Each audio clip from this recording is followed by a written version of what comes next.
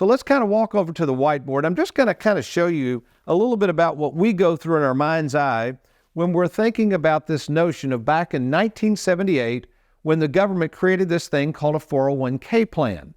So you have to understand, back in 1978, tax rates were fairly high. And the idea, or the pitch, if you will, in 1978 was, okay, let's say you've got a 401k now, and you're contributing to that 401k, and let's say back then the tax rates were 30%, okay?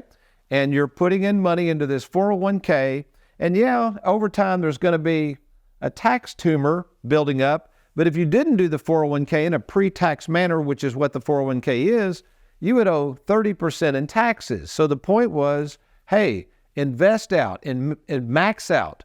Put as much money as you can in this 401k because it's pre-tax. And the idea was one day, let's say it's worth $1 million. I mean, a big old number here, okay? We're talking about now versus later, 30 years later. The idea was, hey, you're probably going to be in a lower tax bracket, let's say 12%. So the tax savings meant that even though this was 30%, this would be a very small point in the future. But again, as we have these rates now, that you look at that and go, well, that makes kind of sense, doesn't it? It seems like that's what happened. It is what happened, but the problem is moving forward. Back then, we didn't have $33 trillion in debt in 1978, which is what we're dealing with now.